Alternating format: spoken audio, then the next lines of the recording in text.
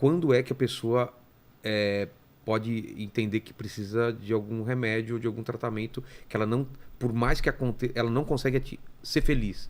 Ela tenta e não tem alguma coisa que impede. Pode ser químico também?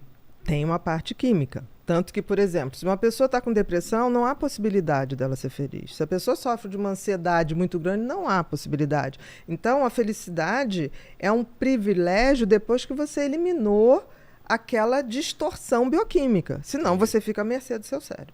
Então, tem substâncias, neurotransmissores, que são muito mais favoráveis à felicidade, que é o GABA, que é a serotonina, que é a dopamina, que é a endorfina, né? Que é a ocitocina, que faz a gente sentir amor. Sim. Né? Então, assim, tem toda essa tempestade, mas isso pode ser moldado. Por isso que eu botei ciência e prática. Por exemplo, existem ondas cerebrais mais favoráveis à felicidade. Como assim, ondas Porque cerebrais? tudo no cérebro são descargas elétricas. Tá. E você tem vários tipos de descarga elétrica. Você tem as ondas beta, por exemplo, aqui, que é uma onda de trabalho, é uma onda de foco. Mas se essa beta estiver muito acelerada, você está para lá de estressado. Você já passou. Então, até um certo ponto é bom. Foco. Acima disso vira problema. Exatamente. Mas você tem ondas, por exemplo, teta. Onda teta, ou você está numa meditação consciente, ou você está super relaxado.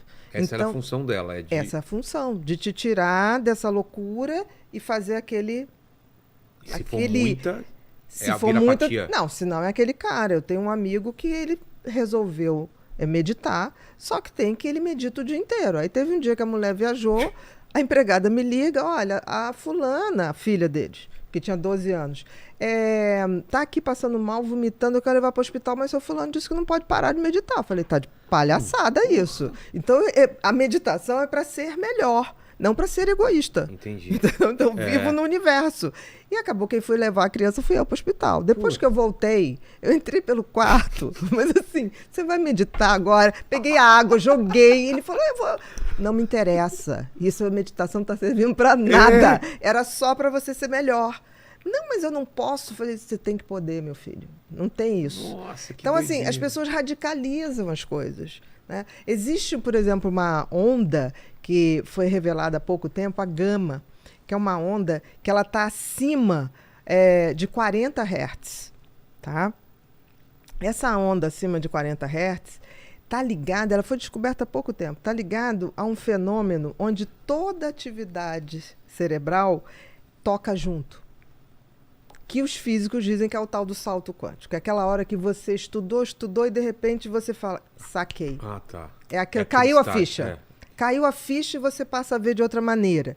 Essas ondas gamas é tão interessante. Imagina uma orquestra. Cérebro é uma orquestra. Tá. E aí tem o flautista que está tocando lá sozinho, aí tem o cara que está tocando sax, blá. Quando entra essa onda gama, todo mundo toca a mesma música ao mesmo tempo. E vira uma coisa que faz todo sentido. Que abre um portal. Eu acho que a gente energeticamente se assemelha muito à música. A música é uma boa metáfora mesmo. Porque a música, ela tem essa coisa ondulatória, ela tem altos e baixos. E eu acho que, por exemplo, você quer ficar bem, coloca uma música que te traz boas sensações. Aquilo que quando a gente bota uma música num momento feliz, e aquela música é boa, grava muito mais. E por que não sei se eu falo por mim ou por muitas pessoas. E por que quando eu tô triste, eu coloco uma música triste? Tá errado. Mais triste. Tá errado. Então, mas por que você não entendeu que quem tem que comandar o seu cérebro é a sua consciência, que tá além dele. Sei. Você não pode cair na cilada. Na armadilha. É que nem quando teu cérebro... É como se ele quisesse...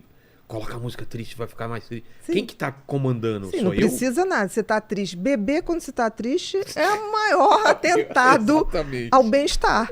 Porque assim, você bebe para comemorar, para exaltar coisas boas da vida. Se você bebe quando tá triste, você vai ficar mais triste ainda, porque o álcool é depressor. Entendi.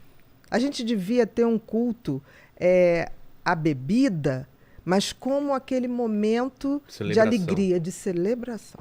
Entendi. E nunca muito, porque aí você perde essa coisa de comemoração. Já passa a ser outra coisa, passa a ser fuga, passa a ser tristeza, passa a ser me desinibir para fazer o que eu não tenho coragem de fazer.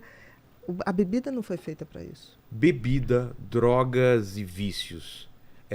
O que isso atrapalha a felicidade? Vício, né? Vamos colocar tudo como vícios, né? Olha, o filósofo que mais me inspirou para escrever Felicidade foi Epiteto.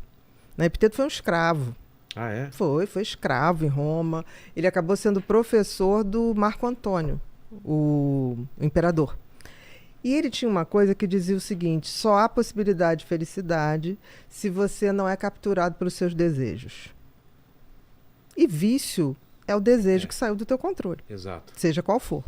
Então, assim, aquilo que a gente estava falando, não existe possibilidade de felicidade quando você tem um quadro de depressão, um quadro de ansiedade patológico, um quadro de bipolaridade descontrolado. A partir de um controle básico da tua matéria, é que você pode, aí sim, abrir porta do conhecimento, do autoconhecimento, para você ir para a segunda etapa. Porque felicidade, em última instância, é cumprir o seu papel na natureza. E você tem que ter consciência disso.